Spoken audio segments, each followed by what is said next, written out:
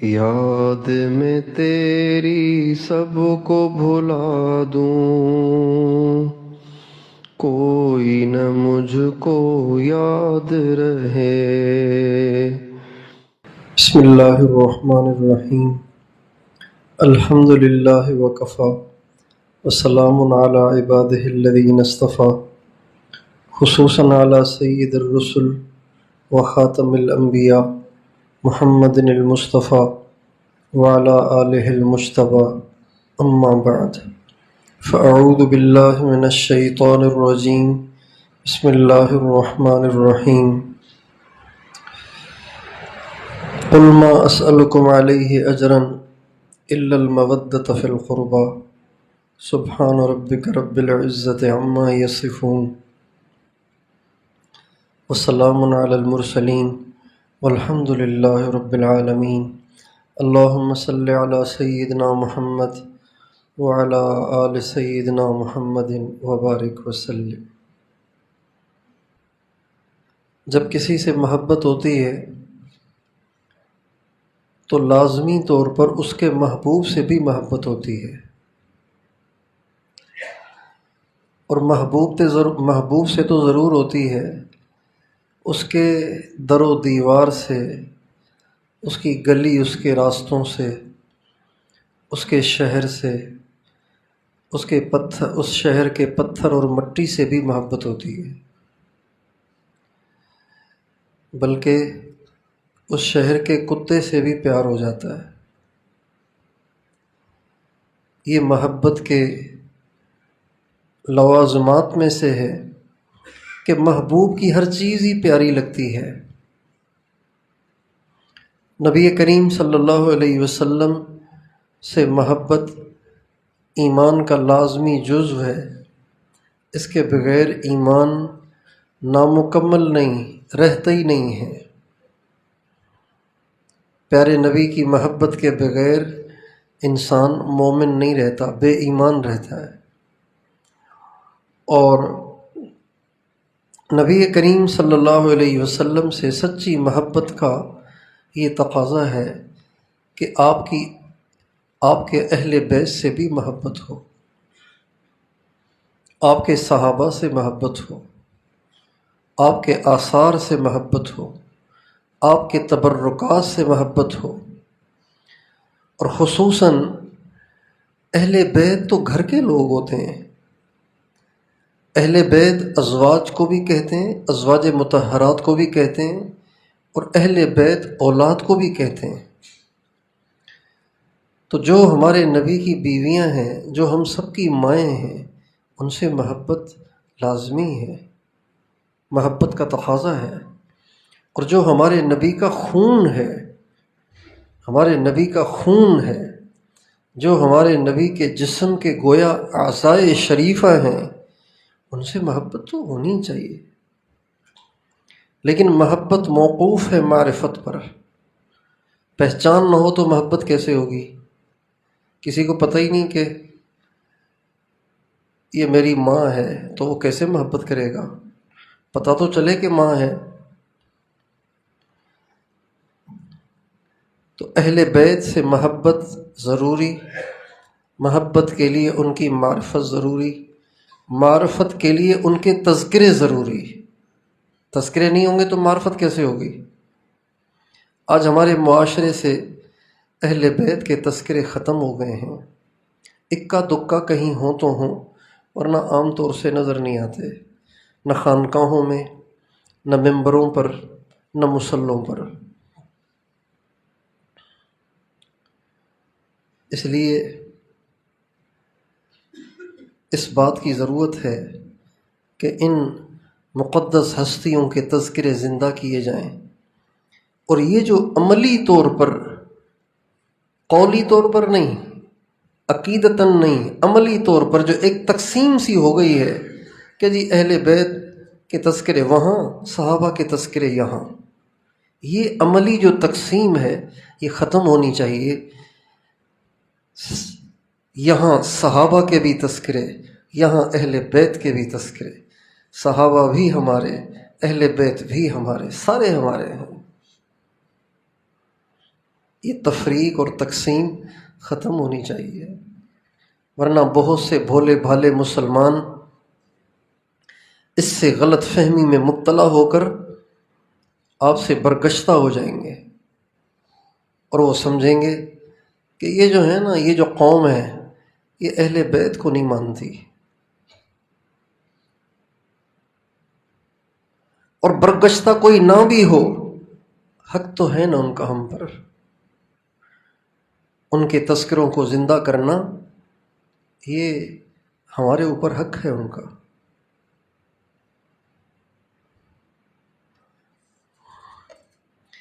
ہمارے حضرت شاہ عبد القادر رائے پوری رحمۃ اللہ علیہ کے خلیفہ تھے حضرت سید نفیس حسین شاہ صاحب۔ آپ میں سے بہت ساروں نے ان کا نام گرامی سنا ہوگا، بہت بڑے اللہ والے تھے، بہت بڑے اللہ والے تھے۔ اللہ،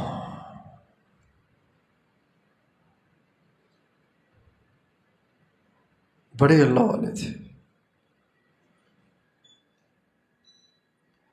اور ہمارے حضرت حاجی صاحب کی ان سے بہت محبت تھی، ان کو حاجی صاحب سے، حاجی صاحب کو ان سے بہت محبت تھی آپس میں۔ میرے بھائی جان حضرت حاجی صاحب، حضرت نفیس شاہ صاحب سے بیعت ہوئے، مجھے نہیں بتایا انہوں نے، مجھے حاجی صاحب نے بتایا۔ میں جا رہا تھا عصر کی نماز پڑھنے کے لیے، تو حاجی صاحب نے میرا ہاتھ پکڑا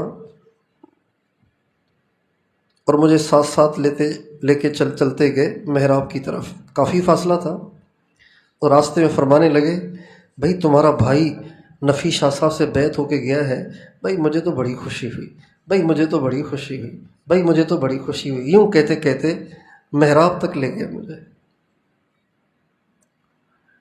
تو حضرت نفیس شاہ صاحب فرمایا کرتے تھے کہ مجھ پر اہل بیت کے تذکروں کو عام کرنے کا آج کل غلبہ ہے، یہ فرماتے تھے، مجھ پر اہل بیت کے تذکروں کو عام کرنے کا آج کل غلبہ ہے، بلکہ یوں کہوں کہ اہل بیت کے تذکرے عام کرنے میں مجبور ہوں، بلکہ اور وضاحت سے کہوں تو اہل بیت کے تذکروں کو عام کرنے پر میں مامور ہوں، مجھے حکم ہوا ہے کہ اس کو زندہ کرو۔ یہ حضرت نفیس شاہ صاحب کی بات ہے۔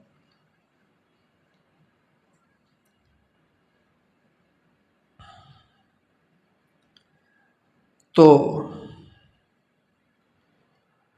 اسی بنیاد پہ اہل بیت کے تذکرے شروع ہوئے تھے پہلے دن سے، عشاء کے بعد۔ پہلے ہم نے اپنی ماؤں کا تذکرہ کیا، ازواج مطہرات کا، پھر اس کے بعد جن پر خصوصی طور پر اہل بیت کا لفظ اصطلاح میں بولا جاتا ہے، یعنی حضرت علی، حضرت ام فاطمہ اور حضرات حسنین کریمین، پھر ان کا تذکرہ ہوا۔ اب ان کی اولاد کا تذکرہ چل رہا ہے۔ اب مجھے بڑی ٹینشن ہے کہ کل ختم قرآن ہے، تذکرہ تو بھی بہت باقی ہے، لیکن بس اب جو اللہ کو منظور، ہم کوشش کریں گے اس کو اجمالی اور مختصر کرنے کی، تفصیل میں نہ جائیں، لیکن موٹا موٹا تعارف تو ہو جائے کہ یہ کتنی بڑی ہستیاں ہیں اور یہ کتنے بڑے لوگ ہیں۔ حضرت امام زین العابدین رحمۃ اللہ علیہ کا تذکرہ ہو چکا، ایک دو باتیں ان کی بعد میں ذہن میں آئیں، کل ذہن میں نہیں آئی تھیں۔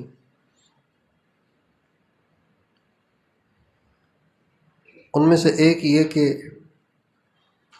یہ اپنی ماں کے بڑے خدمت گزار اور فرما بردار اور بڑے باادب تھے امام زین العابدین۔ زندگی بھر ان کا معمول یہ رہا کہ اپنی والدہ کے روزانہ پاؤں دھوتے تھے اور وہ پانی پیتے تھے۔ یہ معمول ان کا زندگی بھر رہا۔ دوسرا معمول ان کا زندگی بھر یہ رہا کہ کبھی بھی اپنی ماں کے ساتھ بیٹھ کے کھانا نہیں کھاتے تھے، کبھی بھی۔ کسی نے پوچھا کہ محبت تو اتنی ہے کہ آپ پاؤں دھو کے پیتے ہیں، کھانا ساتھ نہیں بیٹھ کے کھاتے؟ تو فرماتے تھے کھانا ساتھ بیٹھ کے اس لیے نہیں کھاتا کہ ایسے نہ ہو کہ پلیٹ میں کوئی بوٹری امی کو پسند آ رہی ہو، امی کا دل اس کی طرف ہو اور میں اسے پہلے ہی وہ اٹھا لوں اور میری والدہ کو اس سے اذیت ہو، تو میں اس احتیاط کی وجہ سے بیٹھتے ہی نہیں ہوں۔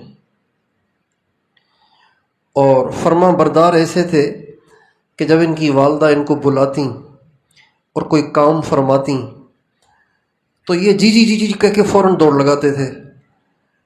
بہت دفعہ ایسے ہوتا کہ وہ بات سمجھ میں نہ آتی، لیکن دوبارہ پوچھنے کی ماں کو زحمت نہ دیتے کہ امی کیا کہا، ذرا زور سے کہیں، ایسے نہیں، فوراً جی جی جی جی کہہ کے باہر آتے، پھر خادمہ سے بلاتے، میں تو سمجھا نہیں امی نے کیا فرمایا، آپ نے کچھ سمجھا تو آپ مجھے بتا دیں۔ چنانچہ وہ سمجھاتی، پھر جا کے وہ کام کر کے آتے، لیکن اتنی بھی ماں کو زحمت نہ دیتے کہ دوبارہ پوچھ لے کہ امی میں سمجھا نہیں، دوبارہ کہیں گی اس بات کو۔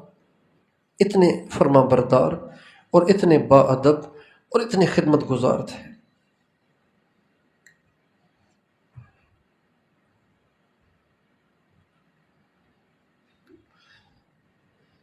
اس لیے 2 دفعہ یہ بات کہی جا چکی ہے، عبادت کا عنوان ہو اور اہل بیت کا تذکرہ ہی نہ ہو تو یہ عبادت کے عنوان کے ساتھ بھی زیادتی ہے، اہل بیت کے ساتھ بھی ناس پاسی اور بے وفائی ہے۔ سخاوت کا عنوان ہو اور اہل بیت کا تذکرہ نہ ہو تو یہ سخاوت کا عنوان بھی ناقص رہ جاتا ہے اور اہل بیت کے ساتھ بھی یہ بے وفائی ہے۔ تقوی کا عنوان ہو اور اہل بیت کا تذکرہ نہ ہو تو یہ تقوی کا عنوان ناقص رہے گا اور اہل بیت کے ساتھ بھی یہ بے وفائی رہے گی۔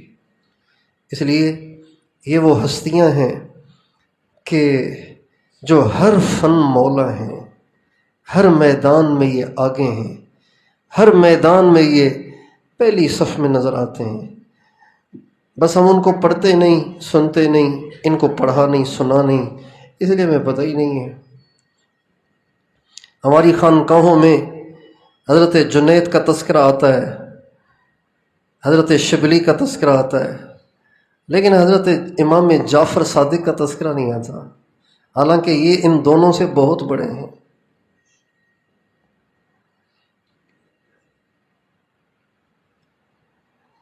ہماری خانقاہوں میں حضرت فضیل بن عیاض اور حضرت با یزید بستامی کے تو تذکرے ہوتے ہیں، لیکن حضرت موسیٰ کاظم کے اور حضرت امام باقر کے اور امام زین العابدین کے تذکرے نہیں ہوتے، حالانکہ یہ شخصیات ان کو بہت اونچی ہیں ان سے۔ اس لیے ہمیں چاہیے کہ ہم ان کو سنیں، پڑھیں، ان کے تذکرے عام کریں۔ یہ جتنے آپ بیٹھے ہوئے ہیں نا، اگر آپ سارے یہاں سے اہل بیت کی محبت کو سینے میں بھر کے لے جائیں نا تو ہم کہیں گے کہ یہ 17 دن کا آپس کا مل بیٹھنا وصول ہو گیا۔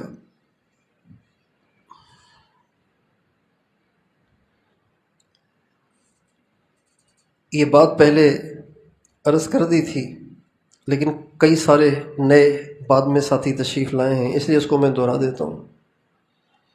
امام ربانی مجدد الف ثانی رحمۃ اللہ علیہ فرماتے ہیں کہ میرے والد صاحب پر اہل بیت کی محبت کا بہت غلبہ تھا، مخدوم عبد الاحد رحمۃ اللہ علیہ۔ اور امام ربانی فرماتے ہیں کہ میرے والد صاحب فرمایا کرتے تھے کہ اہل بیت سے محبت کا ایمان پر خاتمے میں بڑا زبردست دخل ہے۔ اہل بیت سے سچی محبت ہو تو یہ نہیں ہو سکتا کہ پھر انسان ایمان سے محروم ہو جائے۔ حسن خاتمہ میں اہل بیت کے ساتھ محبت کا بڑا گہرا دخل ہے۔ چنانچہ امام ربانی فرماتے ہیں جب میرے والد صاحب کے انتقال کا وقت قریب آیا اور وہ سکرات میں تھے تو میں نے اپنے والد صاحب سے پوچھا، اچھا حضرت امام ربانی کے جو والد صاحب تھے وہ ایک شعر بہت کثرت سے پڑھتے تھے، ہم بچپن میں سنتے تھے، ہمارے مسجد کے جو امام صاحب تھے وہ نقش بندی تھے تو وہ یہ شعر ہر دعا میں پڑھتے تھے، بچپن سے ہم نے سنا تھا، لیکن ہم سمجھتے تھے کہ پتہ نہیں کس کا شعر ہے۔ بعد میں جب امام ربانی کی سوانح عمری پڑھی تو پتہ چلا کہ یہ تو امام ربانی کے والد صاحب کا شعر ہے۔ وہ یہ شعر پڑھا کرتے تھے، الہی بحق کے بنی فاطمہ کہ برقون ایماں کہ برقول ایماں کنی خاتمہ، اے اللہ تجھے واسطہ حضرت فاطمہ کی اولاد کا، میرا خاتمہ ایمان پہ کرنا۔ تو امام ربانی فرماتے ہیں جب میرے والد صاحب کے انتقال کا وقت قریب آیا تو میں نے ان سے پوچھا کہ ابو آپ کہا کرتے تھے کہ اہل بیت کی محبت کا ایمان پر خاتمے میں بڑا دخل ہے، تو اس وقت آپ کیا محسوس کر رہے ہیں؟ تو فرمانے لگے، بیٹا اس وقت تو میں اہل بیت کی محبت کے سمندر میں غوطے لگا رہا ہوں۔ امام ربانی کے والد صاحب، اس وقت تو میں اہل بیت کی محبت کے سمندر میں غوطے لگا رہا ہوں۔ تو اللہ تعالیٰ ہمیں اہل بیت کی محبت دے دے اور ہمیں ان کا غلام بنا دے۔ امام زین العابدین کو اللہ تعالیٰ نے 10 بیٹے دیے، ان میں اللہ تعالیٰ نے سب سے زیادہ جن سے کام لیا اور سب سے زیادہ جو مقبول ہوئے اور جن سے بہت دین پھیلا، لوگوں کو بہت روشنی ملی، لوگوں کو ہدایت ملی اور ہزاروں بلکہ لاکھوں کے وہ مقتدا بنے جس کی وجہ سے ان کو امام کہا جاتا ہے، وہ 2 بیٹے تھے، ایک کا نام محمد اور ایک کا نام زید۔ محمد کا لقب تھا الباقر،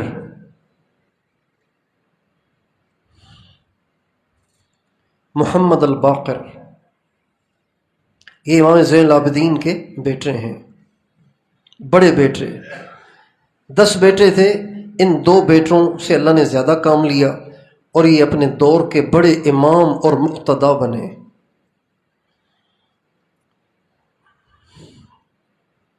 حضرت امام باقر، ان کی جو پیدائش ہے وہ ہے سن 57 ہجری کی، 50 اور 7 57 ہجری کی، اور ان کی جو شادی ہوئی وہ حضرت ابوبکر صدیق کی پوتی سے ہوئی۔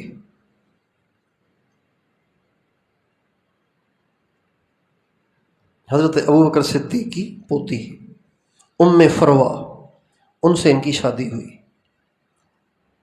یہ بیٹی تھیں حضرت قاسم کی، وہ بیٹے تھے محمد بن ابی بکر کے، اور ام فروہ رضی اللہ تعالی عنہا حضرت ابوبکر صدیق سے 2 رشتے رکھتی تھیں۔ حضرت ابوبکر صدیق ان کے نانا بھی تھے، دادا بھی تھے۔ نانا ایسے تھے کہ ان کی والدہ کا نام تھا اسما، وہ بیٹی تھی حضرت عبد الرحمن اور وہ بیٹے تھے حضرت ابوبکر صدیق کے۔ تو یہ حضرت ابوبکر صدیق کی پوتی کی بیٹی ہیں، یعنی نواسی ہوئی، یعنی حضرت ابوبکر صدیق ان کے نانا بھی ہوئے اور پوتی بھی ہیں، اس طرح سے کہ یہ حضرت قاسم کی بیٹی ہیں اور حضرت قاسم حضرت ابوبکر صدیق کے پوتے ہیں، اور یہ قاسم وہی ہیں جن کا نام ہمارا سلسلہ عالیہ نقش بندیہ مجددیہ میں آتا ہے۔ نبی پاک علیہ السلام سے یہ نسبت ملی حضرت ابوبکر صدیق کو، اور ان سے ملی حضرت سلمان فارسی کو، اور ان سے ملی حضرت قاسم کو، ان سے ملی حضرت امام جعفر صادق کو، اور یوں آگے تک۔ تو حضرت امام باقر کی اہلیہ کا نام ام فروہ ہے۔ ان کو اللہ نے 4 بیٹے دیے، 2 بیٹیاں دیں۔ ایک بیٹے کا نام جعفر، ایک کا عبداللہ، ایک کا ابراہیم، ایک کا علی، اور 2 بیٹیاں دیں، ایک کا نام زینب، ایک کا نام ام سلمہ۔ ان کے جو بیٹے تھے نا 4، امام باقر کے جو 4 بیٹے تھے، ان میں سب سے زیادہ اللہ تعالیٰ نے جو کام لیا وہ حضرت جعفر سے لیا۔ ان کا تذکرہ آگے آئے گا۔ امام باقر بچپن میں انہوں نے قرآن مجید حفظ کیا اور بڑے بڑے حضرات سے علم حاصل کیا۔ ان کے اساتذہ میں حضرت جابر بن عبداللہ انصاری ہیں، حضرت انس بن مالک ہیں، حضرت عبداللہ بن عمر ہیں، اور ان کے اپنے والد امام زین العابدین ہیں، جو اپنے زمانے کے فقیہ بھی تھے، محدث بھی تھے، مفسر بھی تھے، اور علوم میں بڑے ماہر شمار ہوتے تھے۔ اور حضرت سعید بن مسیب بھی ان کے اساتذہ میں سے ہیں، اور ان کے شاگرد بھی بہت بڑے بڑے لوگ ہیں۔ حضرت امام باقر کے جو شاگرد ہیں وہ بھی بڑے بڑے لوگ ہیں۔ امام زہری یہ وہ آدمی ہیں جنہوں نے سب سے پہلے علم حدیث کی تدوین کی۔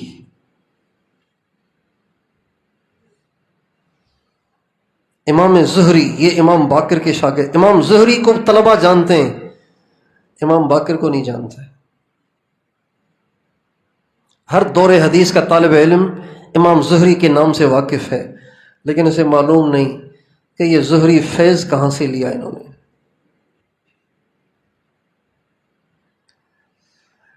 تو ان کے شاگردوں میں امام زہری، امام ربیعۃ الرائے، یہ امام مالک کے بھی استاد ہیں۔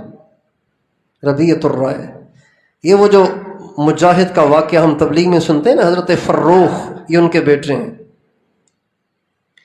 امام اوزاعی، اتنے بڑے عالم، یہ ان کے شاگرد ہیں۔ امام اعظم ابو حنیفہ وہ ان کے شاگرد ہیں، چھوٹے سے شاگرد ہیں، وہ تو ان کے بیٹے کے بھی شاگرد ہیں، لیکن ان کے بھی شاگرد ہیں امام اعظم ابو حنیفہ رحمۃ اللہ علیہ۔ یہ اور ان کے چھوٹے بھائی حضرت زید، کافی فرق تھا عمر میں، کافی بڑا فرق تھا۔ یہ دونوں جب آپس میں علمی گفتگو کرتے تھے نا تو لوگ فوراً دوات اور قلم لے کے بیٹھ جاتے تھے۔ یہ بھائی اب جو علوم جھاڑیں گے اپنی زبانوں سے، فوراً انہیں درج کیا جائے۔ اتنے بڑے عالم تھے یہ دونوں بھائی۔ ایک دفعہ ہشام بن عبد الملک آیا ہوا تھا حج پہ، تو ہشام کے پاس حضرت نافع جو کہ حضرت عبداللہ ابن عمر کے آزاد کردہ غلام تھے اور بہت بڑے عالم تھے، ہشام سے کہنے لگے حضرت سنائے کہ یہاں امام محمد باقر بھی ہیں، تو میں ذرا ان سے کچھ مل کے آ جاؤں، کچھ علمی استفادہ کر لوں گا۔ امیر المومنین سے کہا، ہشام سے، تو ہشام نے کہا ہاں ایسے سوال کرنا کہ پھنساؤ اسے، ایسے سوال کرنا کہ پھنسا دینا اس کو، تاکہ اس کی دھاک لوگوں میں نہ بیٹھے۔ چنانچہ حضرت نافع جو حضرت عبداللہ ابن عمر کے آزاد کردہ غلام بھی تھے، شاگرد بھی تھے، وہ آئے اور انہوں نے کئی سارے سوالات جو ان کے ذہن میں تھے آ کے کیے، لیکن ان کے جوابات سن کے وہ دنگ رہ گئے۔ اب ہشام بیٹھا ہوا ہے انتظار میں، اب آئے گا سنائے گا خوشخبری کہ میں نے لاجواب کر دیا، آتا ہی نہیں تھا کچھ ان کو، جو کہ نافع تو بہت بڑے عالم تھے۔ تو جب یہ نافع واپس آئے تو ہشام نے کہا ہاں بھائی کیا ہوا، کچھ سناؤ کارگزاری۔ کہا واللہ انہ اعلم الناس وابن رسول اللہ حقا، اللہ کی قسم دنیا میں اس سے بڑا عالم نہیں ہوگا کوئی، اور وہ واقعی اللہ کے نبی کا بیٹا ہے۔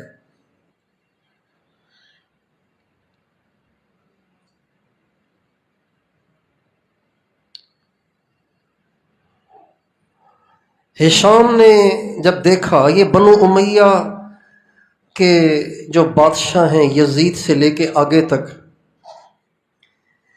ان کو ہمیشہ یہ پریشانی رہتی تھی کہ یہ جو اہل بیت ہیں، یہ جو آل علی ہیں، کہیں ان کی طرف لوگوں کا رجحان بڑھ نہ جائے، کہیں یہ بغاوت نہ کر لیں، کہیں یہ ہمارا تخت ہم سے چھن نہ جائے، کہیں یہ کرسی ہم سے چلی نہ جائے۔ ہر وقت ان کو یہ ٹینشن رہتی تھی۔ چنانچہ اسی ٹینشن میں ہشام بن عبد الملک نے حضرت امام باقر کو بلوایا اور ان کو جیل میں ڈال دیا۔ بھئی ہمیں آپ پہ اطمینان نہیں ہے، اس لیے ہم نے آپ کو جیل میں ڈالنے کا فیصلہ کر لیا ہے، اور جیل میں ڈال دیا۔ اب بادشاہ کو کون پوچھے کہ بھئی آپ کے پاس کوئی وجہ بھی ہے یا نہیں؟ ان کو جیل میں ڈال دیا۔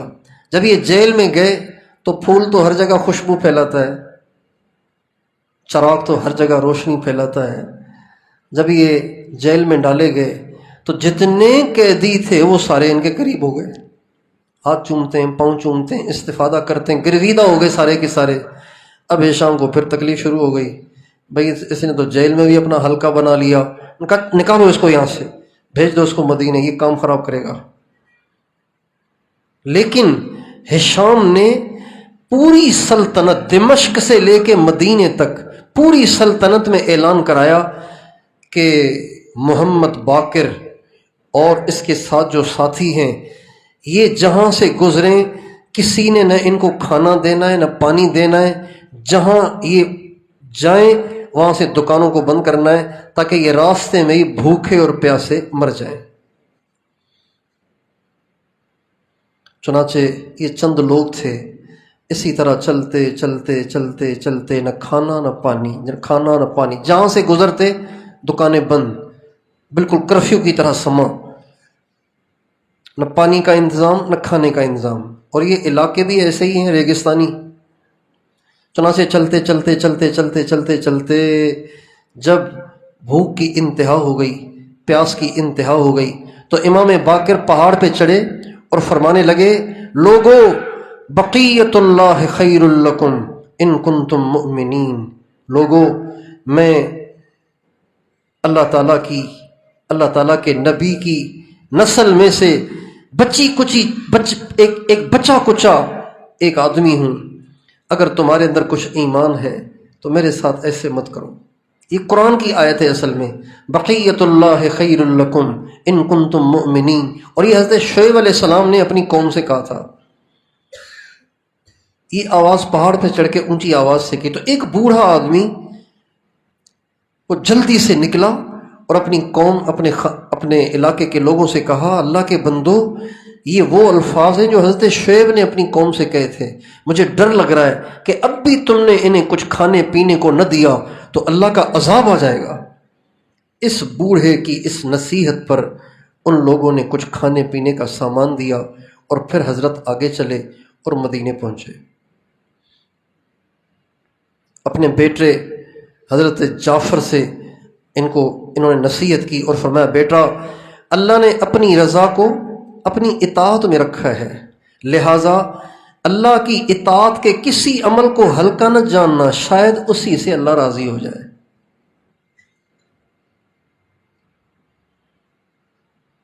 جیسے کہیں نا کہ بھائی، جیسے کہیں کہ جو 3 الماریاں ہیں نا، ان میں سے ایک میں نے رکھی ہے وہ چیز، ایک چیز، تو اب آپ کو تینوں میں ڈھونڈنی پڑے گی نا۔ تینوں میں سے میں نے تو بتایا نہیں کہ کس میں ہے، اب آپ کو تینوں کو چھاننا پڑے گا۔ تو فرمانے لگے کہ اللہ نے اپنی رضا اپنی اطاعت میں رکھی ہے، لہذا اللہ کی اطاعت کے کسی چھوٹے کام کو چھوٹا نہ سمجھنا، شاید جس کو آپ چھوٹا سمجھ رہے ہوں اسی میں اس نے اپنی رضا رکھی ہو، اور اللہ نے اپنی ناراضگی کو اپنی نافرمانی میں رکھا ہے، لہذا کسی نافرمانی کو ہلکا نہ جاننا، شاید اسی سے اللہ ناراض ہو جائے۔ اور اللہ نے اپنے اولیاء کو انہی عام لوگوں میں چھپا کے رکھا ہے، لہذا کسی کی بے قدری نہ کرنا، شاید وہی اللہ کا ولی ہو۔ کتنی اچھی باتیں، یہ 3 باتیں اپنے بیٹے سے فرمائی تھیں۔ اور ایک ان کا ملفوظ یہ بھی ہے کہ بیٹا، پیٹ اور شرمگاہ کی پاک دامنی سے زیادہ بہتر کوئی عبادت نہیں ہے۔ سب سے بڑی عبادت پیٹ اور شرمگاہ کی پاک دامنی ہے۔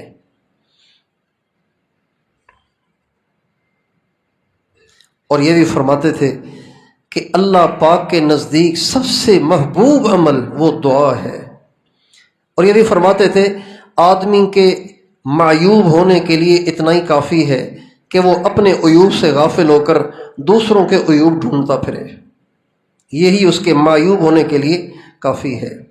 رات کو بہت روتے تھے، ساری رات تہجد پڑھتے تھے، ساری زندگی کبھی تہجد نہیں چھوڑی، اور روتے تھے اور یوں کہتے تھے امرتنی فلم اتمر وزجرتنی فلم ازدجر وہذا عبدک بین یدیک ولا اعتذر۔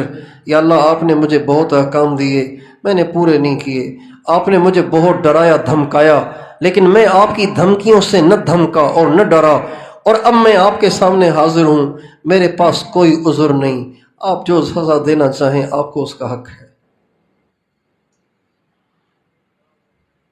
صحابہ سے بڑی محبت کرتے تھے۔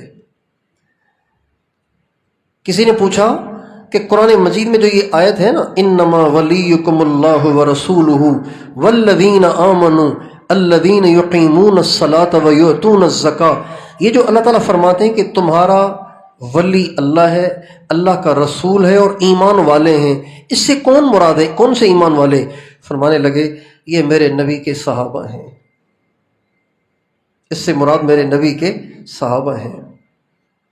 ایک دفعہ حضرت جابر بن عبداللہ انصاری رضی اللہ تعالیٰ عنہ کی خدمت میں آئے، جو ہی آئے نا تو انہوں نے کہا کہ کون ہو بیٹا، کون ہو تم؟ کہنے لگے میں محمد بن علی بن حسین بن علی ہوں۔ زین العابدین کا نام علی تھا۔ تو فرمانے لگے مرحبا بک یا ابن اخی، بھتیجے تیرے آنے سے بڑی خوشی ہوئی، آگے آؤ، یہاں آؤ، پاس بٹھایا۔ پھر دیکھیں ادھر، پھر اپنے ہاتھ سے کرتے کا اوپر والا بٹن کھولا،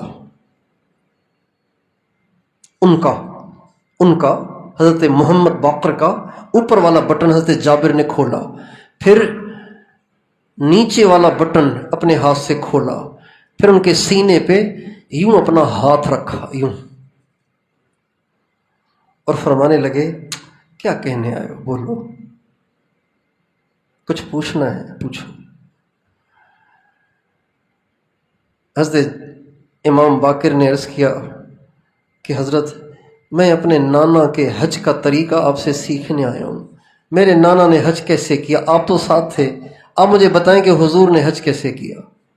چنانچہ حضور کے حج کا طریقہ حضرت امام محمد الباقر نے حضرت جابر بن عبداللہ انصاری سے سیکھا۔ اللہ، ان کے چھوٹے بھائی، ان کا نام تھا حضرت زید بن علی، یہ ان سے کافی چھوٹے تھے، 80 ہجری میں پیدا ہوئے۔ کتنا فرق ہوا؟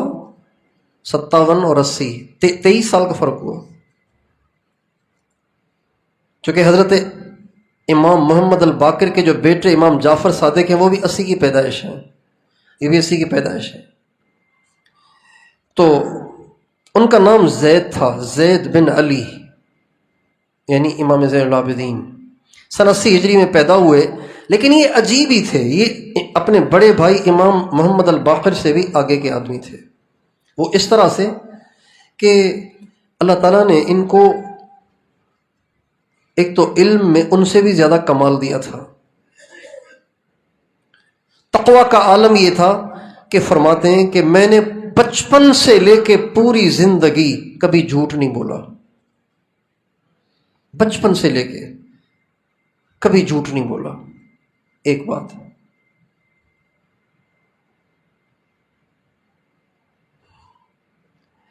دوسری بات یہ کہ بچپن سے لے کے، بلوغت نہیں، بچپن سے، فرماتے ہیں جب سے مجھے پتہ چلا کہ یہ دایاں ہاتھ ہے یہ بایاں ہاتھ ہے، اس وقت سے لے کر میں نے کبھی جھوٹ نہیں بولا، اور جب سے میں نے ہوش سنبھالا تب سے لے کے آج تک میں نے کوئی شریعت کے خلاف کام نہیں کیا، گناہ کوئی نہیں کیا، کوئی بھی گناہ نہیں کیا، کبیرہ شبیرہ نہیں، کوئی گناہ نہیں کیا۔ بچپن سے، بلوغت سے نہیں، بچپن سے۔ ایک انگوٹھی پہنتے تھے، انگوٹھی، اس پہ کچھ لکھوایا ہوا تھا، کندہ کروایا ہوا تھا، اور وہ لکھائی تھی اصبر تؤجر اصدق تنج، صبر کرو اجر ملے گا، سچ بولا کرو نجات پاؤ گے۔ یہ ان کی انگوٹھی پہ لکھا ہوا تھا۔ بچپن میں حفظ کر لیا تھا، والد صاحب سے علم حدیث بھی پڑھا، علم فقہ بھی پڑھی، امام زین العابدین سے علم فقہ بھی ان سے حاصل کیا۔ عبادت اتنی کرتے تھے کہ لوگ کہتے تھے یہ اہل بیت کا راہب ہے، اراہب اہل البیت، یہ اہل بیت کا راہب ہے۔ اور قرآن اتنا پڑھتے تھے کہ مشہور تھا ان کا نام مدینے میں حلیف القرآن، یہ قرآن کا دوست ہے۔ کوئی ان کا آ کے پوچھتا نا بھائی زید سے ملنا ہے، کہ کون سا، چونکہ زید کئی سارے تھے، کون سا زید؟ کہ وہ جو قرآن کا دوست ہے اس سے۔ اساتذہ میں جن سے انہوں نے علم حاصل کیا، ان کے جو مین اساتذہ ہیں وہ فقہائے سبعہ ہیں، فقہائے سبعہ۔ طلبہ علماء سمجھتے ہیں کہ مدینے میں 4 بڑے بڑے فقہا تھے مدینے میں، اور یہ دنیا کے سب سے بڑے فقہا تھے۔ سعید بن مسیب، عروہ بن زبیر، قاسم بن محمد، خارجہ بن زید، ابو بکر بن عبد الرحمن، اور عبید اللہ بن عبید اللہ۔ ان سے انہوں نے علم حاصل کیا۔ امام محمد الباقر سے، امام محمد الباقر جو ان سے 23 سال بڑے تھے عمر میں، ان سے کسی نے پوچھا آپ اپنے بھائی زید کے بارے میں کیا کہتے ہیں؟ آپ اپنے بھائی زید کے بارے میں کیا کہتے ہیں؟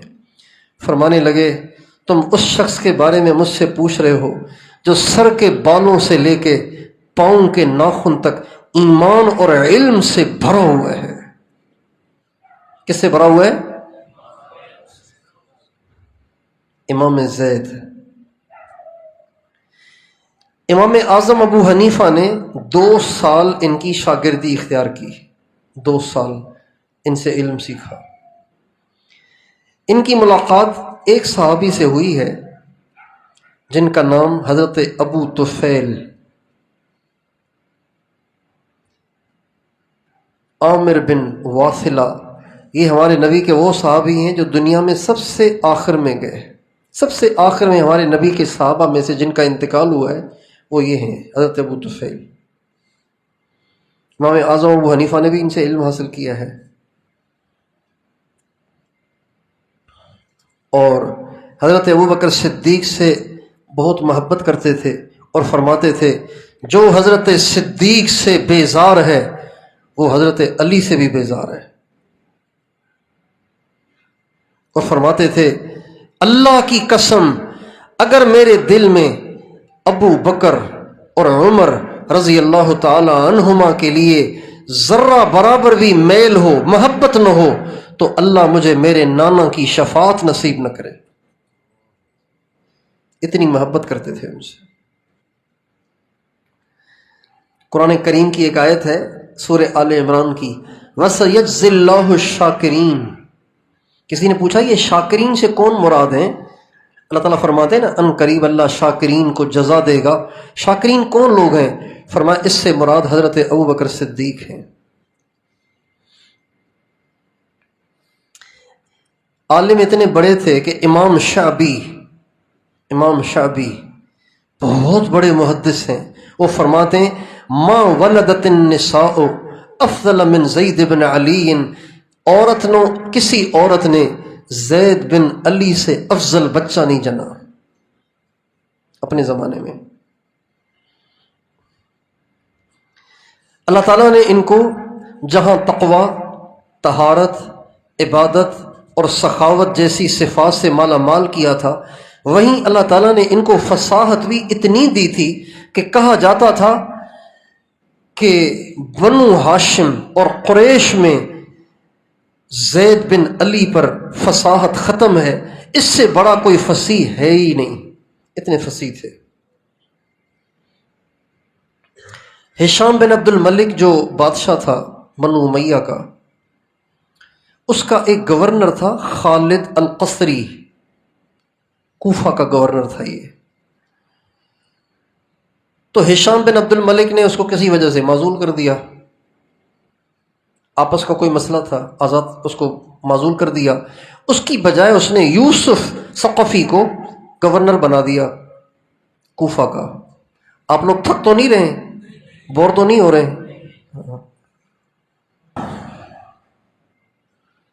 تو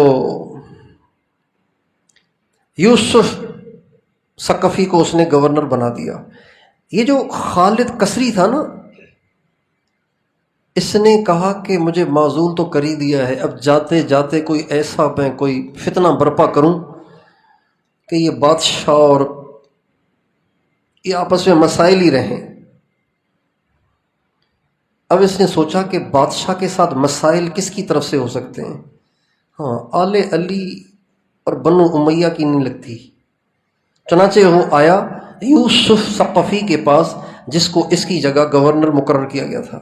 اس سے کہا یار میں بہت پریشان ہوں، معزول تو ہو گیا، اب میں نے بہت ساری ایک رقم، بھاری رقم دی ہوئی تھی زید بن علی کو، وہ کھا گیا ہے امانت میری، یار یہ تو دلواؤ مجھے، مہربانی کرو، معزول تو میں ہو ہی گیا، تو کم از کم رقم تو دلواؤ میری۔ ان کا اچھا چلو بات کرتے ہیں ہشام سے۔ اس نے ہشام سے بات کی۔ ہشام نے کہا زید بن علی کو پکڑ کے دمشق بھیج دیا جائے۔ جب حضرت زید بن علی کو مدینے سے اٹھا کر دمشق پہنچایا گیا، اور حضرت زید بن علی خوبصورت بھی بہت تھے، کورے چٹے، لمبا قد، خوبصورت زلفیں۔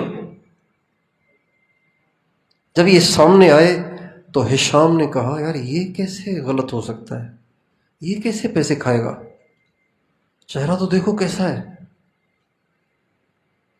انہوں نے کہا یہ تو جھوٹ بول رہے ہیں، میں پیسے کو کیا کروں گا۔ فوراً ہشام کو یقین آ گیا، اس نے انعام اکرام دے کے کہا پھر ایسے کریں، اب آپ کوفہ سے ہوتے جائیں، ذرا یوسف ثقفی کو بھی اطمینان دلاتے جائیں۔ چنانچہ وہاں سے یہ کوفہ تشریف لائے، یوسف ثقفی کے سامنے پیش کیے گئے۔ یوسف ثقفی نے دیکھا یار یہ آدمی کیسے غلط ہو سکتا ہے، یار یہ خالد خدا کی اس پہ مار ہو، ایسے آدمی پہ الزام لگا رہا ہے۔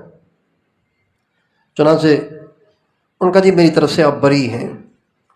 حضرت زید نے کہا کہ چلو ہم بھی یہیں رہ لیتے ہیں اب۔ چنانچہ وہ کوفہ میں ہی ٹھہر گئے۔ کچھ وقت ٹھہرے وہاں پہ تو ہشام کو مروڑ شروع ہو گئے۔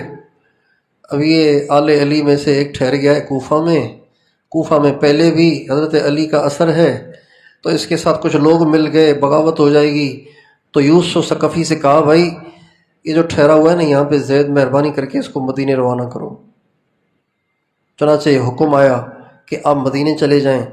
حضرت زید بن علی نے کہا بہت اچھا، چلے جاؤں گا مدینہ، ہمیں کیا ہے۔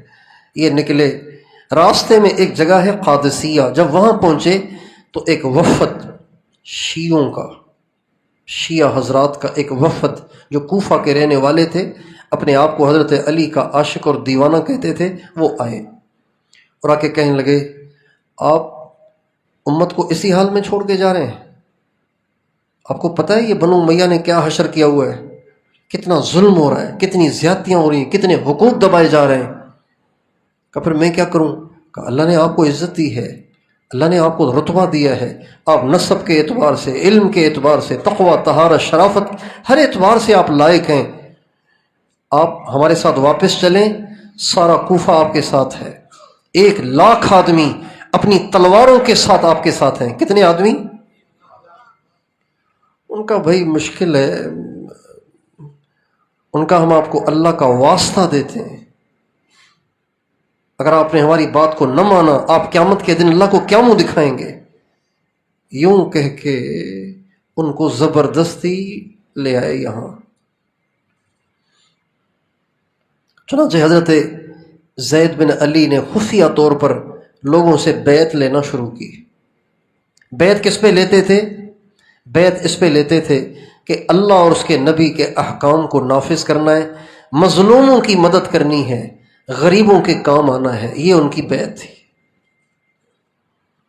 چنانچہ لوگ بیعت ہوتے چلے گئے ہوتے چلے گئے ہوتے چلے گئے ہوتے چلے گئے۔ کوفہ ہی کا ایک آدمی، اس نے جا کے ہشام بن عبد الملک کو مخبری کر دی کہ یہ کام چل رہا ہے وہاں پہ۔ اچھا، بہت اچھا، بڑے انعام اکرام دے دیے اس کو۔ چنانچہ ہشام نے لشکر تیار کیا، بہت بھاری لشکر مقابلے کے لیے آیا۔ ادھر جب پتہ چلا کہ مخبری ہو گئی ہے تو اب مقابلے کی تیاریاں شروع ہو گئیں۔ اب جب مقابلے کی تیاریاں شروع ہونے لگیں تو حضرت زید کے پاس وہ جو 1,00,000 آدمی تھے، ان کے جو بڑے بڑے تھے، ان کا ایک وفد آیا۔ کہا جی ہمیں آپ سے کچھ بات کرنی ہے۔ اب بات کرنی تھی تو پہلے کر لیتے، آج کر رہے ہو؟ کہنے لگے ہمیں آپ سے بات کرنی ہے۔ کیا بات کرنی ہے؟ کہ آپ ابو بکر عمر کے بارے میں کیا کہتے ہیں؟ فرمانے لگے اللہ کی ان پہ رحمتیں ہوں اور اللہ ان کو مغفرت کے کمالات عطا فرمائے۔ میں نے اپنے اہل بیت میں سے کسی سے ان کے خلاف کبھی کوئی بات نہیں سنی، ہمیشہ سب کو ان کی تعریف کرتے ہی دیکھا ہے، میں بھی انہی کی تعریف کرتا ہوں۔ ان کا بات یہ ہے کہ اگر آپ کو ہمارا ساتھ چاہیے نا تو آپ کو ابو بکر اور عمر سے بیزاری کا اعلان کرنا پڑے گا۔ کیا کرنا پڑے گا؟ تو حضرت زید فرمانے لگے میں اس سے بیزار ہوں جو ابو بکر اور عمر سے بیزار ہے، میں ان سے نہیں، میں ابو بکر عمر سے بیزار نہیں ہوں، میں ان سے بری نہیں ہوں، میں ان سے بیزار ہوں جو ابو بکر اور عمر سے بیزار ہیں۔ جب یوں کہا تو وہ جو آئے تھے انہوں نے کہا جی پھر ہم اپنی بیعت کو توڑ دیں، ہم آپ کے ساتھ نہیں ہیں۔ سیم وہی ہوا جو حضرت امام حسین کے ساتھ۔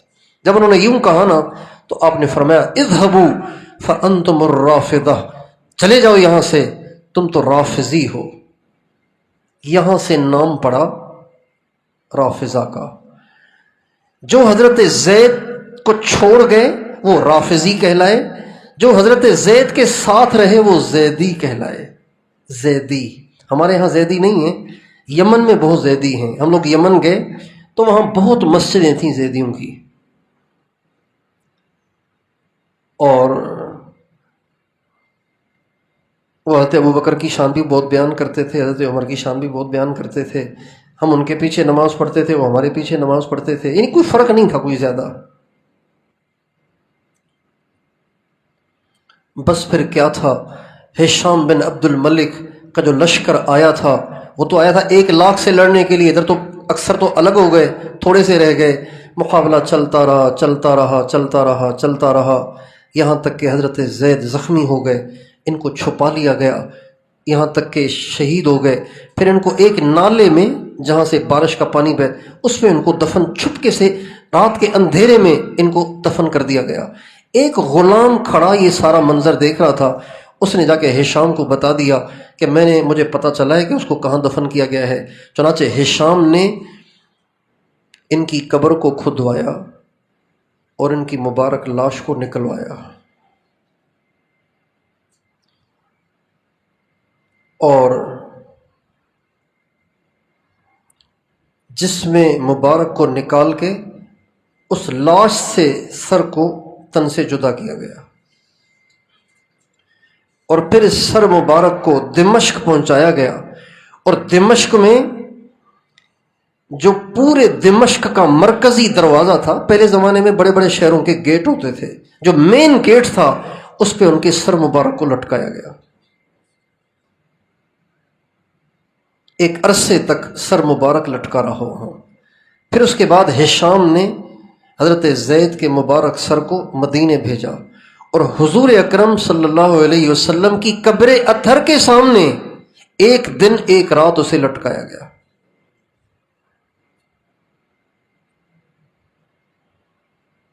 اور پھر وہاں سے مصر بھیجا گیا اس سر مبارک کو، اور وہاں کی مرکزی جامع مسجد کے دروازے پہ اس کو لٹکائے رکھا۔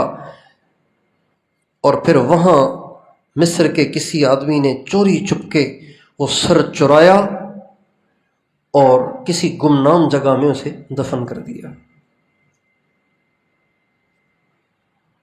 یہ کارنامے ہیں ہشام بن عبد الملک کے۔ یہ تو ہوا سر کے ساتھ، جسم کے ساتھ کیا ہوا؟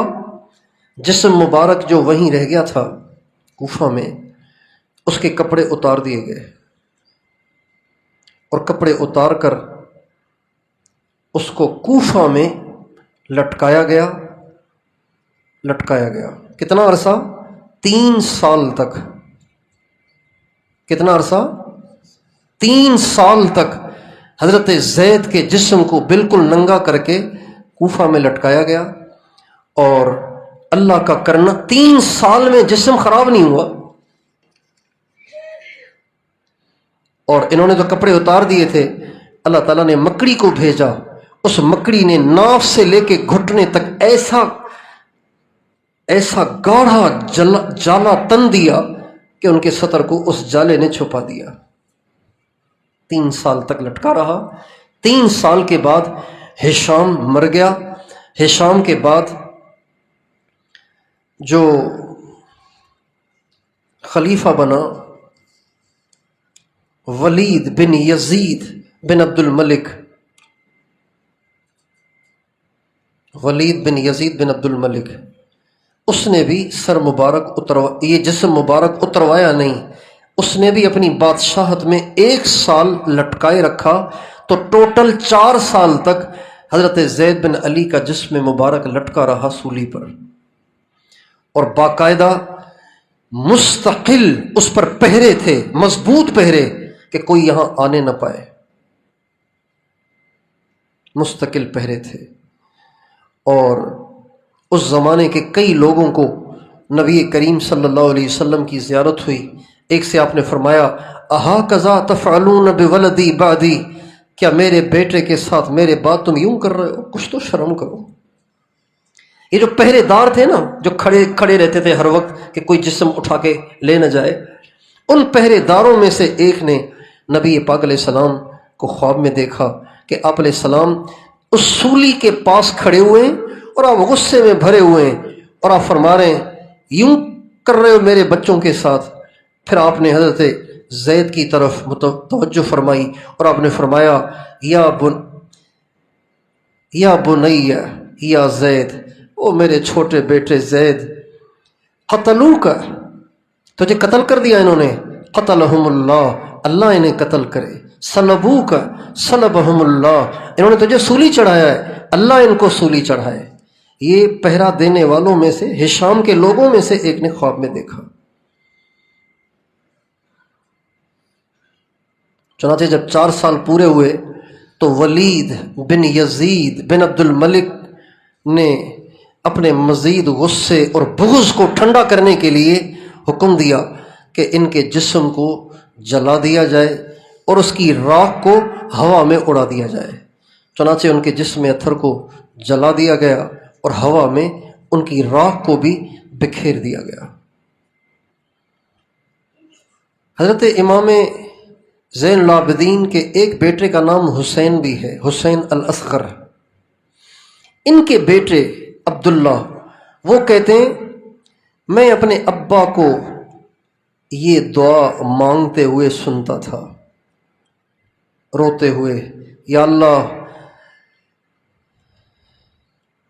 میرے چچا زید کو ہشام کی رضامندی سے شہید کیا گیا اور سولی چڑھایا گیا، ان کی لاش کو قبر سے نکالا گیا، اے اللہ تو ہشام پر بھی کسی کو مسلط کر، اور اے اللہ جس نے حضرت زید کے جسم مبارک کو قبر سے نکالا تھا، سر کاٹا تھا، مجھے ان کا نام ذہن سے نکل رہا ہے اس کا، تو دعا میں فرمایا یا اللہ اس نے ان کو قبر سے نکالا، اے اللہ تو اس پر بھی کسی کو مسلط کر۔ چنانچہ حضرت عبداللہ بن حسین بن امام زین العابدین وہ فرماتے ہیں کہ چنانچہ حضرت زید کے ساتھ انہوں نے یوں کیا، لیکن اس کے بعد پھر بنو امیہ کی بادشاہت ختم ہوئی، اس کے بعد ختم ہوئی۔ اس کے بعد بادشاہ بنا ابو العباس صفاح، بنو عباس کا پہلا بادشاہ۔ اس نے کہا بنو امیہ کی قبریں تلاش کرو، چنانچہ ان کی قبریں ڈھونڈی گئیں۔ ہشام کی قبر کو ڈھونڈ لیا گیا اور اس کا جسم نکال کے اس کے ساتھ وہی کچھ کیا گیا۔ اللہ نے کیا، ذریعہ ابو العباس صفاح بنا۔ اور جن نے جو کچھ کیا، جس نے جسم کو قبر سے نکال کے سر کو تن سے جدا کیا، اس کے جسم کے ابو العباس صفاح نے ٹکڑے ٹکڑے کر کے مختلف ملکوں میں بھیج دیے۔ یہ اس کے جسم کا ٹکڑا ہے، یہ اس کے جسم کا ٹکڑا ہے۔ یہ ہمارے نبی کے خاندان کے ساتھ کی جانے والی زیادتیاں ہیں جو تاریخ کے اوراق میں دفن ہو گئی ہیں، اوجھل اور چھپ کے رہ گئی ہیں، جنہیں منظر عام پہ لانے کی ضرورت ہے۔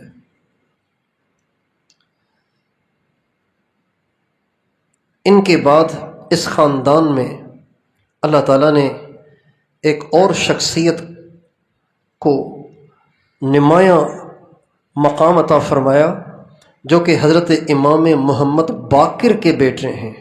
ان کا نام جعفر ہے۔ اے کریم، ان کا نام جعفر ہے۔ 80 ہجری میں پیدا ہوئے، 8 رمضان کو۔ والد کا نام محمد الباقر ہے، والدہ کا نام ام فروہ ہے۔ یہ حضرت ابوبکر صدیق کی نواسی بھی ہیں، پوتی بھی ہیں۔ ان کی والدہ کے حساب سے نواسی ہو گئیں، والد کے حساب سے پوتی ہو گئیں، پڑ پوتی۔ ان کے بیٹے تھے حضرت امام جعفر صادق۔ چونکہ ان کی والدہ حضرت ابوبکر صدیق سے 2 طریقے سے جڑی ہوئی ہیں، ماں کی طرف سے بھی، باپ کی طرف سے بھی۔ ماں پوتی ہیں حضرت ابوبکر صدیق کی اور باپ پوتے ہیں، تو اس لیے حضرت امام جعفر صادق فرماتے تھے ولدنی ابو بکر الصدیق مرتین، میں 2 طریقے سے ابو بکر کا بیٹا ہوں، 2 طریقے سے مجھے ابو بکر نے جنا ہے، یعنی میں ان کا بیٹا ہوں 2 طریقے سے، والدہ کی طرف سے بھی، والد کی طرف سے بھی۔ امام جعفر، القاب تو ان کے بہت ہیں، زاہد، عابد، راہب، بہت سارے القاب ہیں، لیکن سب سے زیادہ ان کا جو لقب مشہور ہوا وہ صادق ہے، اس لیے کہ انہوں نے پوری زندگی کبھی جھوٹ نہیں بولا، سچ ان کی گھٹی میں تھا، اس لیے ان کو صادق کہا جانے لگا، امام جعفر صادق۔ ان کے 6 بیٹے تھے، اسماعیل، محمد، علی، عبداللہ، اسحاق اور موسیٰ۔ بیٹی کا نام فروہ تھا۔ بچپن میں حفظ کر لیا تھا، اپنے دادا جان یعنی امام زین العابدین سے علم حاصل کیا۔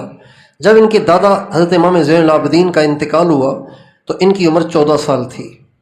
اسی طرح انہوں نے علم حدیث اپنے نانا حضرت قاسم سے حاصل کیا، چونکہ حضرت ام فروہ کے والد تھے حضرت قاسم، جو کہ حضرت ابوبکر صدیق کے پوتے ہیں، اور سلسلہ نقشبندیہ میں حضرت سلمان فارسی کے سے ان کو نسبت ملی ہے۔ ان سے انہوں نے علم حدیث حاصل کیا۔ حضرت قاسم جو ہے نا، یہ فقہائے 7 میں شمار ہوتے تھے، مدینے کے سب سے بڑے عالم جو 7 تھے ان میں۔ علم حاصل کرنے میں انہوں نے اوروں کی طرف بھی رجوع کیا، عطا بن ابی رباح بڑے تابعی ہیں، ان سے بھی علم حاصل کیا، امام زہری سے بھی علم حاصل کیا، حضرت عبداللہ ابن عمر رضی اللہ عنہما کے جو غلام حضرت نافع تھے ان سے بھی علم حاصل کیا۔ ان کے جو شاگرد ہیں وہ بھی عظیم الشان ہیں، امام مالک ان کے شاگرد، امام ابو حنیفہ ان کے شاگرد، سفیان ثوری ان کے شاگرد، سفیان بن عیینہ ان کے شاگرد۔ اب اب جیسے میں مولانا جمشید صاحب کا بھی شاگرد ہوں، ان کے بیٹے کا بھی شاگرد ہوں بھائی. تو یہ امام ابو حنیفہ رحمۃ اللہ علیہ ان کے والد کے بھی شاگرد تھے، ان کے بھی شاگرد تھے، ہو سکتا ہے.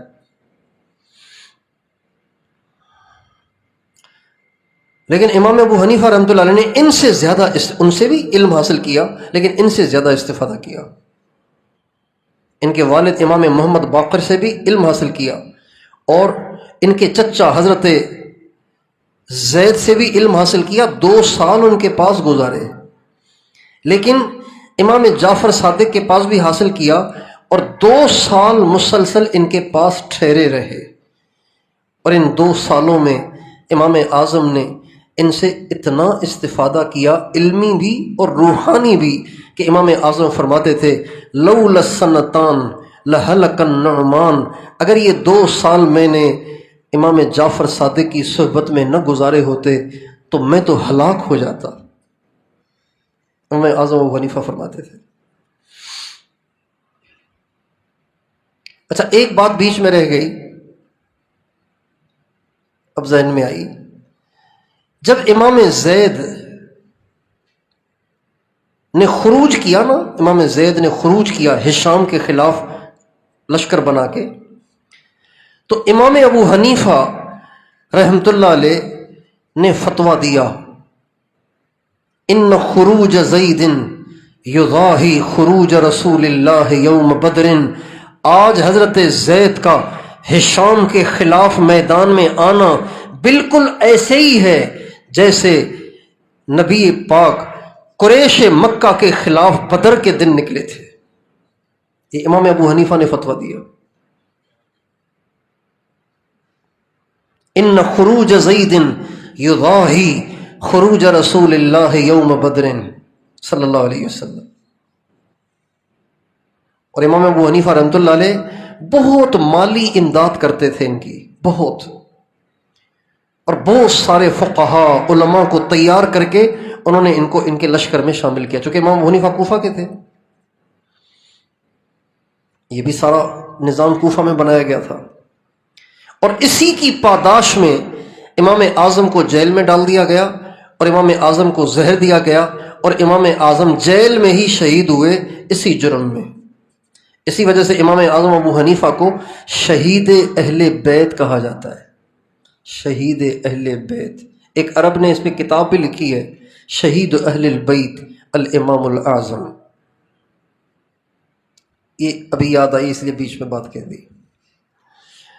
تو حضرت امام جعفر صادق کے یہ شاگرد ہیں سارے، امام ابو حنیفہ، امام مالک، حضرت سفیان بن عیینہ، حضرت سفیان ثوری، یہ بڑے بڑے ان کے شاگرد ہیں. اور امام ابو حنیفہ تو 2 سال ان کے پاس رہے، ان سے روحانی استفادہ کیا، علمی استفادہ کیا. امام اعظم سے کسی نے پوچھا کہ آپ نے جتنے علماء اور بزرگوں سے ملاقات کی ہے، ان میں سب سے اونچے درجے کے عالم کون ہیں؟ تو فرمانے لگے واللہ ما رأیت افقہ من جعفر ابن محمد، میں نے اپنی زندگی میں جعفر بن محمد، جعفر صادق بن محمد الباقر سے بڑا عالم اور فقیہ میں نے نہیں دیکھا اپنی زندگی میں. جب امام اعظم رحمۃ اللہ علیہ کی بہت شہرت ہوئی تو ان کے حاسدین زیادہ ہو گئے. وہ حاسدین کو کوئی ایشو چاہیے ہوتا ہے، تو انہوں نے آ کے شکایتیں لگائیں حضرت امام جعفر صادق کو. آپ کا شاگرد ہے نا، حدیث کو چھوڑ کے قیاس پہ عمل کرتا ہے. امام صاحب جب حاضر ہوئے اپنے استاد کی خدمت میں مدینہ طیبہ، تو حضرت امام جعفر صادق نے کہا کہ میں نے سنا ہے کہ آپ قیاس کو ترجیح دے رہے ہیں حدیث پر. تو کہا جی اگر اجازت ہو تو کچھ عرض کروں. کہاں؟ فرمانے لگے اگر میں قیاس کو حدیث پر ترجیح دیتا تو میں موزوں کے نیچے مسح کرنے کو کہتا، اس لیے کہ میلا تو موزہ نیچے سے ہوتا ہے نا، لیکن میں نے حدیث کو ترجیح دی، اس لیے میرا بھی یہی فتویٰ ہے کہ مسح اوپر ہوگا. پھر فرمانے لگے اگر میں قیاس کو ترجیح دیتا حدیث پر تو میں عورت کو 2 حصے دیتا، مرد کو 1 حصہ دیتا، اس لیے کہ مرد طاقتور ہے، عورت کمزور ہے، تو کمزور کو زیادہ پیسہ دینا چاہیے۔ لیکن چونکہ قرآن میں ہے للذکر مثل حظ الانثیین، عورت کو 1 حصہ، مرد کو اس کے ڈبل، تو میں بھی یہی کہتا ہوں۔ تو میں تو قیاس پہ نہیں چلتا ہوں، میں تو قرآن حدیث پہ چلتا ہوں۔ تو امام جعفر صادق مطمئن ہوئے۔ ان کے ملفوظات میں سے ایک عجیب ملفوظ ہے، فرماتے ہیں بے عمل دائی اس شخص کی طرح سے ہے جو تیر پھینک رہا ہے بغیر کمان کے، اس سے تو بلی بھی نہیں مرے گی۔ یہ اگلی بات تو میں نے کہہ دی۔ اور پھر بالآخر حضرت امام جعفر صادق، امام مالک رحمۃ اللہ علیہ فرماتے ہیں کہ نبی پاک علیہ الصلوۃ والسلام کی اتنی عزت تھی ان کے دل میں کہ ہر وقت مسکراتے رہتے تھے، ہر وقت ان کے ہونٹ کھلے رہتے تھے، لیکن جب بھی آپ علیہ السلام کا نام آتا تو ان کا رنگ پیلا ہو جاتا، کانپنا شروع ہو جاتے حضور کا نام سنتے ہی۔ زندگی میں کبھی کوئی حدیث بغیر وضو کے بیان نہیں کی۔ امام مالک فرماتے ہیں میں جب بھی ان کی خدمت میں حاضر ہوا تو 3 کاموں میں سے کسی ایک کام میں ان کو دیکھا، یا تو روزے سے ہوتے، یا نماز میں مشغول ہوتے، یا تلاوت میں مشغول ہوتے۔ کبھی بھی میں نے ان کو فارغ نہیں دیکھا، یا نماز، قرآن اور روزہ۔ اور فرمایا کرتے تھے قیامت کے دن جتنی مجھے حضرت علی سے شفاعت کی امید ہے ان کی اولاد ہونے کی وجہ سے، بالکل اسی طرح مجھے حضرت ابو بکر صدیق سے بھی شفاعت کی امید ہے، اس لیے کہ ان کا تو میں 2 طرح سے بیٹا ہوں۔ تواضع بہت تھی۔ ایک دفعہ ایک آدمی سے پوچھا آپ کے قبیلے کا سردار کون ہے؟ تو وہ خود سردار تھا، کہنے لگا میں۔ فرمانے لگے اگر میں آپ کی جگہ ہوتا اور سردار ہوتا تو میں کا لفظ نہ کہتا، یہ تم نے اچھا نہیں کیا میں کہہ کر، یہ میں اچھا نہیں ہوتا۔ ایک دفعہ برداشت بھی بہت تھی، ایک دفعہ غلام کو کسی کام سے بھیجا، بہت دیر لگا دی، کہاں چلا گیا؟ تو یہ ڈھونڈنے کے لیے ان کو نکلے، غلام کو گئے تو وہ راستے میں کیا سو رہا ہے، تو پنکھا لے کے اس کے اوپر جھلنے کھڑے ہو گئے۔ جب اس کی آنکھ کھلی تو اس کو ڈانٹا وانٹا نہیں، فرمانے لگے یہ تو اچھا نہیں کر رہے ہیں آپ، دن کو بھی سونا رات کو بھی سونا، رات آپ کے لیے ہے دن ہمارے لیے، تو دن آپ کام کر لیا کریں۔ اتنی سی بات کہی اس کو بس۔ ان کا ایک بیٹا تھا، اس کے گلے میں کوئی چیز پھنس گئی اور اسی سے سانس گھٹا اور فوت ہو گیا بیٹا۔ تو وہ لاش ان کے ہاتھ میں پکڑائی گئی، لاش کو ہاتھ میں لیا، آنکھ سے آنسو بہ رہے تھے اور کہہ رہے تھے سبحان من یقبض اولادنا ولا نزداد له الا حبا، پاک ہے وہ ذات جو ہمارے بچے ہم سے لے رہا ہے لیکن اس کے باوجود بھی ہماری محبت اس سے بڑھتی چلی جا رہی ہے، ہماری محبت اس سے بڑھتی چلی جا رہی ہے۔ حضرت شیخ الحدیث مولانا محمد زکریا صاحب رحمۃ اللہ علیہ نے ایک واقعہ لکھا ہے، فرماتے ہیں کہ حضرت شقیق بلخی کہتے ہیں کہ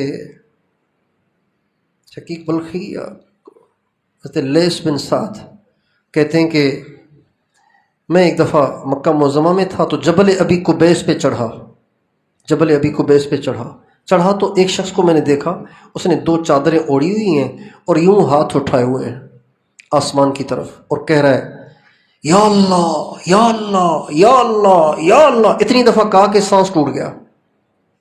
پھر کہا یا رب یا رب یا رب، سانس ٹوٹ گیا۔ پھر کہا یا ربا ہائے میرے رب ہائے میرے رب، سانس ٹوٹ گیا۔ پھر کہا یا رحمان یا رحمان یا رحمان، سانس ٹوٹ گیا۔ پھر کہا یا رحیم، سانس ٹوٹ گیا۔ پھر کہا یا اللہ میرا انگور کھانے کو بہت دل کر رہا ہے، مجھے انگور تو کھلا، میری چادریں بھی بہت پرانی ہو گئی ہیں، مجھے نئی چادریں بھی دینا، یہ اللہ سے کہا۔ لیث بن سعد کہتے ہیں کہ جو ہی ان کی زبان سے یہ الفاظ نکلے تو اسی وقت میں نے دیکھا کہ ان کے پیچھے انگوروں کی ٹوکری، انگوروں کا ٹوکرا اور نئی چادریں رکھی ہوئی ہیں۔ جو ہی یہ پیچھے کو مڑے تو دیکھا کہ انگور بھی پڑے ہوئے ہیں، چادریں بھی رکھی ہوئی ہیں۔ کہنے لگے جو ہی ٹوکرے کے سامنے بیٹھے نا اور بسم اللہ پڑھ کے اٹھانے لگے انگور، تو میں جو چھپ کے بیٹھا ہوا تھا میں بھی بھاگ کے قریب آ گیا۔ میں نے کہا جی میرا بھی حصہ ہے۔ کہ تمہارا حصہ کیسے؟ کہا آپ دعا کر رہے تھے، میں آمین کہہ رہا تھا۔ کہ آ جاؤ بھائی کھا لو۔ لیث بن سعد کہتے ہیں وہ انگور میں نے کھائے، انگور اتنے موٹے موٹے لیکن بیج اس میں نہیں تھا۔ تو معلوم انگور موٹا ہو تو بیج ہوگا، بغیر بیج کے موٹا انگور نہیں ہوتا۔ کہنے لگے میں سمجھ گیا کہ یہ یہاں کا نہیں جنت کا ہے، اور عجیب مزہ تھا اس میں۔ جب انگور کھا چکے تو فرمانے لگے اب آپ نے آمین کہی ہے تو چلو پھر یہ چادریں دو ہیں، ایک آپ لے لو ایک میں لے لوں۔ تو انہوں نے عرض کیا نہیں حضرت چادریں تو آپ ہی پہنیں۔ تو فرمانے لگے آپ ذرا ایک طرف ہو جائیں میں کپڑے بدل لوں۔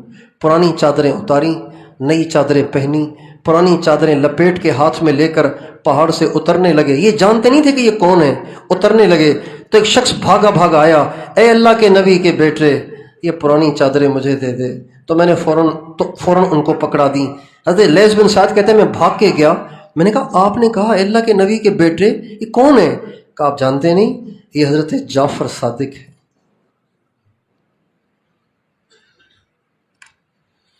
یہ امام باقر کے بیٹے ہیں۔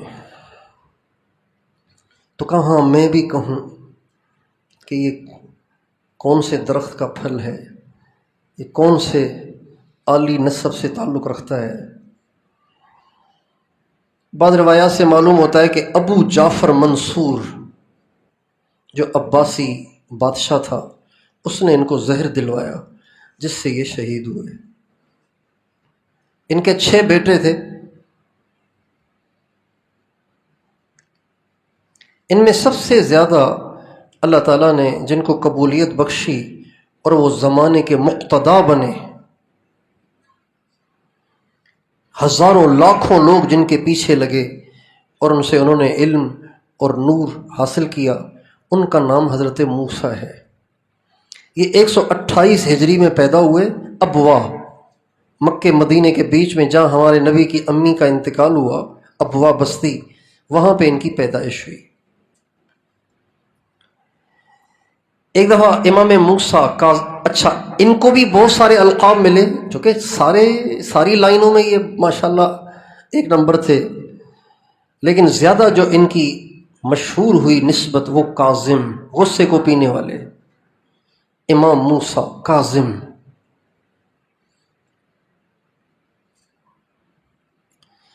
ایک دفعہ ان کی امام اعظم ابو حنیفہ سے ملاقات ہوئی تو امام صاحب کو دیکھتے ہی فوراً کہنے لگے نعمان فقیہ آپ تو نہیں؟ نعمان فقیہ یعنی بڑے عالم، آپ تو نہیں؟ تو امام صاحب نے فرمایا آپ نے کیسے پہچانا؟ تو قرآن کی آیت پڑھی سیماہم فی وجوہہم من اثر السجود، آپ کا چہرہ ہی بتا رہا ہے کہ آپ نعمان ہوں گے۔ ایسا چہرہ نعمان کا ہی ہو سکتا ہے۔ ایک دفعہ خلیفہ ہارون رشید مدینے آیا سلام پڑھنے کے لیے، روضہ اقدس پہ حاضر ہوا اور اس نے کہا السلام علیکم، السلام علیکہ یا رسول اللہ، السلام علیکہ یا ابن عمی، اے میرے چچا زاد بھائی آپ پہ سلام۔ چچا زاد بھائی اس لیے کہا کہ یہ حضرت عباس کی اولاد سے ہے، ہارون حضرت عباس حضور کے چچا ہیں، تو اس وجہ سے کہا السلام علیکہ یا رسول اللہ، السلام علیکہ یا ابن عمی، اپنے آس پاس والوں پہ پتہ نہیں دھاک بٹھانے کے لیے کہ دیکھو میرا حضور سے کیا رشتہ ہے۔ تو اتنے میں حضرت موسیٰ کاظم روضہ اقدس پہ حاضر ہوئے اور آ کے کہا السلام علیکہ یا ابت، ابو السلام علیکم۔ تو ایک دم ہارون متوجہ ہوا اور کہا ہاں اصل شرف یہ ہے، میں نے تو ویسے ہی فائر کیا تھا، اصل شرف یہ ہے، اصل فخر کی بات یہ ہے۔ بنو عباس کا خلیفہ تھا مہدی، اس نے ان کو قید کیا، وہی تکلیف کہ لوگ ان سے پیار کرتے ہیں، کہیں ہماری حکومت نہ آگے پیچھے ہو جائے، جیل میں ڈال دیا۔ تو مہدی کو حضرت علی کی خواب میں زیارت ہوئی، حضرت علی قرآن کی آیت پڑھ رہے تھے، فَهَلْ عَصَيْتُمْ إِن تَوَلَّيْتُمْ أَن تُفْسِدُوا فِي الْأَرْضِ وَتُقَطِّعُوا أَرْحَامَكُمْ، کیا تم لوگ حکمران بن کر اب ظلم کرو گے اور زمین میں فساد مچاؤ گے اور رشتے ناتے توڑو گے؟ تمہیں کچھ حیا نہیں آتی ہے؟ تمہارے کیا لگتے ہیں رشتے میں، اور تم نے ان کو جیل میں ڈالا ہوا ہے؟ یہ مطلب تھا۔ ایک دم گھبرا کے نیند سے اٹھا مہدی، اور پھر حضرت موسیٰ کاظم کو بلایا اور کہا میں بہت پریشان ہوں، آپ مجھ سے وعدہ کریں کہ آپ لوگوں نے میرے خلاف خروج نہیں کرنا، میری حکومت کے پیچھے نہیں پڑنا، پھر میں آپ کو آزاد کرتا ہوں۔ انہوں نے وعدہ کیا، مجھے اس کا شوق ہی نہیں ہے۔ اس کے بعد مہدی کے بعد پھر ہارون، دوبارہ مہدی کے بعد ہارون بنا تھا خلیفہ، اس کو بھی یہی مسئلہ، اس نے بھی جیل میں ڈال دیا۔ ہارون رشید نے کئی دفعہ حضرت موسیٰ کاظم کو جیل میں ڈالا، کئی دفعہ۔ ایک دفعہ جیل میں تھے تو آپ علیہ السلام کی زیارت ہوئی خواب میں، اور فرمایا موسیٰ پریشان ہو، میں دعا بتاتا ہوں، یہ پڑھ لو، آزادی ہو جائے گی۔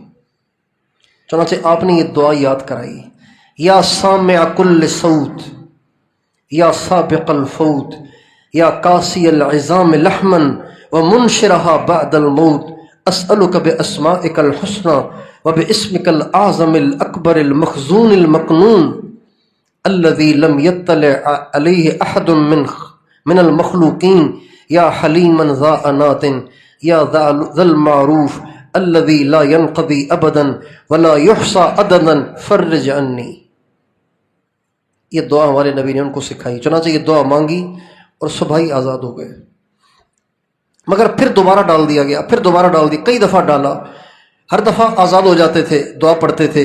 آخری دفعہ جب ڈالا تو حضرت امام موسیٰ کاظم نے اللہ کی رضا میں راضی رہنے کی نیت سے دعا نہیں پڑھی، چنانچہ اسی دوران جیل میں ان کو زہر دے دیا گیا ہارون کے کہنے پر۔ بعض روایات کے مطابق ہارون کے کہنے پر یحییٰ بن خالد نے ان کو زہر دیا، جس سے یہ شہید ہو گئے۔ تہجد میں بہت روتے تھے اور کہتے تھے اے اللہ، تیرے بندے نے تو بڑے گناہ کیے ہیں، اب تو معاف کرنے والا ہے، تیری طرف سے بھی بڑی معافی ہونی چاہیے۔ معمولات کیا تھے ان کے؟ 24 گھنٹے کے معمولات سنیے، 24 گھنٹے کے معمولات کیا تھے؟ آنکھوں دیکھا حال جنہوں نے دیکھا وہ بتا رہے ہیں، اور وہ کہہ رہے ہیں کہ یہ جو ان کے معمولات تھے جیل میں بھی تھے اور انتقال کے وقت تک تھے۔ کیا؟ عشاء کے بعد اذکار اور دعا میں بیٹھے رہتے کافی رات تک، آدھی رات یا کافی رات تاخیر ہو جاتی تو اٹھ کے نوافل شروع کر لیتے، فجر تک نوافل پڑھتے رہتے، فجر سے مراد صبح صادق تک، پھر فجر پڑھ کے سورج نکلنے تک ذکر کرتے رہتے، پھر اشراق پڑھتے، اشراق کے بعد پھر وہیں بیٹھ کے دوبارہ ذکر شروع کر دیتے، یہاں تک کہ چاشت کا وقت ہو جاتا۔ اس وقت اٹھتے، مسواک کرتے، کھانا کھاتے اور حضور کی سنت کی نیت سے قیلولہ کر لیتے زوال تک، یعنی جب تک ظہر کا وقت شروع ہو۔ اس کے بعد پھر ظہر کی تیاری کرتے، ظہر کی نماز پڑھتے، ظہر سے لے کے عصر تک نوافل پڑھتے، عصر سے مغرب تک ذکر کرتے، مغرب سے عشاء کے درمیان نوافل پڑھتے، اور یہ ان کا معمول مرتے دم تک رہا۔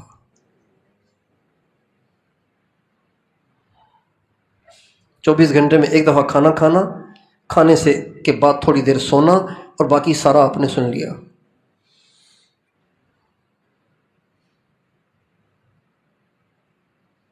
سخی بھی بہت تھے۔ ایک غلام نے ان کو کھچڑی لا کے دی، ہریرا کھچڑی لا کے دی۔ اس غلام کی کھچڑی سے اتنے ممنون ہوئے، اتنے احسان مند ہوئے کہ اس کو فرمایا تم کس کے غلام ہو؟ کہا جی فلاں کے۔ کیا کرتے ہو؟ کہا جی فلاں کھیت میں کام کرتا ہوں، آقا کی طرف سے فلاں کھیت میں۔ انہوں نے 1000 دینار، کتنے؟ جو کہ کوئی 35-40 کروڑ بن جائیں گے۔ 1000 دینار اس کے آقا کو دیے اور کہا اس کو بھی آزاد کرو، یہ زمین بھی مجھے دو۔ زمین بھی لے لی، غلام کو بھی لے لیا، پھر اس غلام سے کہا تو آزاد ہے، یہ زمین تجھے ہدیہ ہے، تم نے مجھے حریرہ کھلایا ہے۔ ایک آدمی آیا، کہنے لگا جی وہ میری فصل تھی، یہاں زمین تھی، میں نے اس پہ بیج ڈالا تھا، فصل تیار تھی، ٹڈی آ گئی، ساری میری فصل چاٹ کے لے گئی۔ فرمایا کتنا نقصان ہوا ہے؟ کہا جی 120 دینار۔ تو 150 دینار نکال کے دیے۔ فرمایا یہ 120 تو تمہارا جو نقصان ہوا ہے، اس فصل سے تمہیں نفع بھی تو ہونا تھا نا، یہ 30 دینار مزید جو تمہیں نفع ہونا تھا اس کے۔ عادت شریفہ یہ تھی کہ جو بھی ان کی برائی کرتا اس کو ہدیے بھیجتے رہتے، ہدیے بھیجتے رہتے، جو برائی کرتا اس کو ہدیے بھیجتے رہتے۔ ایک دفعہ کسی نے تکلیف دی تو اس کو 1000 دینار بھیجے۔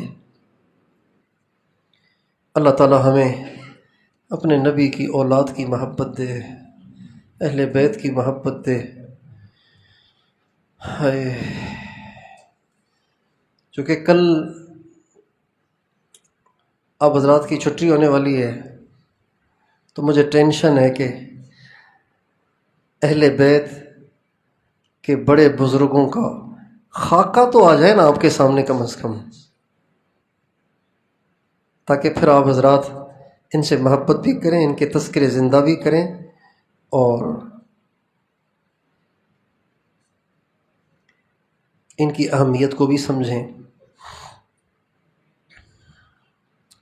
تو آج جن حضرات کا تذکرہ ہوا ہے ان میں 2 تو ہمارے پیر ہیں، سارے ہی پیر ہیں، لیکن عملی طور پر 2 تو ہمارے پیر ہیں۔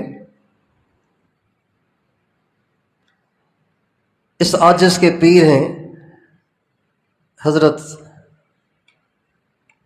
محبوب العلماء والصلحاء، قطب الارشاد، مجدد طریقت، محیی السنہ، حضرت مولانا پیر ذوالفقار احمد صاحب نقشبندی مجددی، نور اللہ مرقدہ۔